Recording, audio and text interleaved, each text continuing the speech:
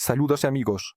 En el vídeo de hoy continuaremos observando los microchips soviéticos y analizaremos elementos útiles como los flip-flops. Un flip-flop es un dispositivo capaz de almacenar un bit de información, es decir, recuerda su estado. Es fundamental para la construcción de contadores, de los cuales hablaremos en el próximo vídeo.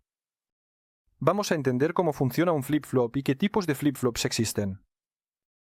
Comencemos con el microchip 2 y no. Luego conectaremos dos elementos según el siguiente esquema. Este es el esquema de un flip-flop RS. Las entradas son set para establecer el flip-flop y reset para reiniciarlo. Y dos salidas, directa e inversa. El valor en la salida inversa siempre es opuesto al directo. Veamos la tabla de verdad, es decir, todos los posibles estados de este flip-flop. Aplicamos un 1 a las entradas inversas S y R. Este es el llamado modo de almacenamiento del flip-flop. A continuación, mostraré el 1 lógico en rojo y el 0 lógico en azul. Supongamos que en la salida Q había un 1. Este llegará al elemento inferior 2 y no, en cuya salida aparecerá un 0, que llegará a la entrada del superior 2 y no, y en su salida habrá un 1 lógico. Es decir, el estado no cambiará. Ahora cambiemos el escenario. El flip-flop ha sido reiniciado. En la salida Q hay un 0 lógico, y el escenario cambia simétricamente. Arriba, dos unos dan 0. Y abajo, 1 y 0 dan 1. El estado del flip-flop se mantiene. Por eso se llama modo de almacenamiento. Ahora aplicamos un 0 a la entrada inversa S, y un 1 a R. Este es el modo de ajuste. El 0 en el brazo superior lleva a la aparición de un 1 en la salida del 2 y no. Abajo, dos unos dan 0, es decir, en la salida Q se establece un 1 lógico, por eso es el modo de ajuste. Ahora aplicamos un 0 a la entrada inversa R, y un 1 a S. Este es el modo de reinicio. El 0 en el brazo inferior llevará a la aparición de un 1 en la salida del 2 y no. Dos unos en el superior 2 y no darán 0. En la salida Q aparecerá un 0 lógico. Por lo tanto, es el modo de reinicio. Y la última combinación es el modo prohibido. Cuando en ambas entradas inversas R y S se aplica un 0. Durante la acción de las señales de entrada, los niveles lógicos en las salidas del flip-flop son iguales. Y después de que terminen, el flip-flop tomará un estado aleatorio. Prácticamente no tiene sentido, por eso se llama modo prohibido. Si se implementa un flip-flop RS utilizando circuitos integrados 2 o no, la tabla de verdad será la siguiente. S y R dejan de ser inversos.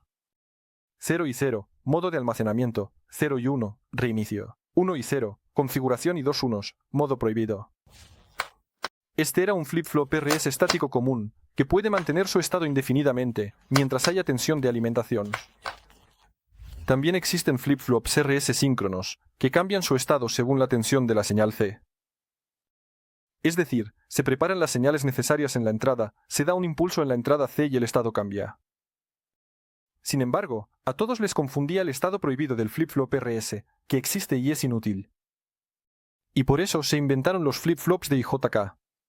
El flip-flop D es un flip-flop RS, en el que las señales de set y reset están unidas a través de un inversor. Es decir, siempre son opuestas entre sí. Hacia afuera sale la línea D. Si se muestra en el ejemplo del flip-flop RS ensamblado anteriormente, un 0, en el 1 establecerá el flip-flop y un 1 lo restablecerá. Pero, normalmente la lógica es diferente, no inversa. Se aplica un 1 en D y se establece el flip-flop, se aplica un 0 y se restablece. No hay otros estados, no hay zonas prohibidas. El flip-flop JK es, en esencia, el mismo flip-flop RS, cuyos señales de entrada se introducen a través de compuertas AND. Debido a la introducción de la retroalimentación, la combinación prohibida del flip-flop RS en el flip-flop JK realiza la función de invertir el estado. Veamos la tabla de verdad. 0 y 0 dan el modo de almacenamiento, 0 y 1, el modo de restablecimiento. En este caso, la compuerta inferior 2i se abrirá para permitir el paso de un 1, pero al cambiar el estado de la salida Q, aparecerá allí, 0, y el flip-flop pasará al modo de almacenamiento. 1 y 0, y obtenemos la misma situación al establecer el flip-flop. El 1 llega desde la entrada inversa al elemento superior 2i. El flip-flop cambia su estado, después de lo cual pasa al modo de almacenamiento. Y dos unos provocarán un cambio de estado alternado. Supongamos que el flip-flop ha sido reiniciado. El 1 del inverso de la salida llegará al elemento superior 2i, y establecerá el flip-flop cuando llegue el flanco de la señal C. El estado ha cambiado. Ahora desde la salida Q1 llega al elemento inferior 2i y reinicia el flip-flop tan pronto como llegue el flanco. En la entrada C. Si necesitas un flip-flop en el circuito, no es necesario hacerlo con circuitos integrados de no, o no. Es más correcto usar circuitos integrados listos que contengan flip-flops RS, de IJK. Estos son circuitos integrados TR con flip-flops RS, TM con flip-flops de diversas configuraciones y TV con flip-flops JK. Por ejemplo, tomemos el 155 TM2. En este circuito integrado hay dos flip-flops de síncronos no conectados entre sí. Conectaremos todos según el siguiente esquema para la demostración. Aplicamos un 1 en la entrada D y damos un impulso en la entrada C, y el 1 aparece en la salida. Sin embargo, cada uno de los flip-flops tiene entradas R y S, que permiten establecer y resetear el flip-flop en modo asíncrono. Es decir, no por la entrada de reloj, sino tan pronto como sea posible. Así que, para establecer un 1, necesitamos aplicar un nivel bajo en la entrada S y un nivel alto en la entrada R. Y para resetear el flip-flop, al revés.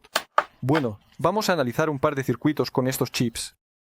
Para verificar el funcionamiento de circuitos tan simples, es conveniente usar placas de prototipos.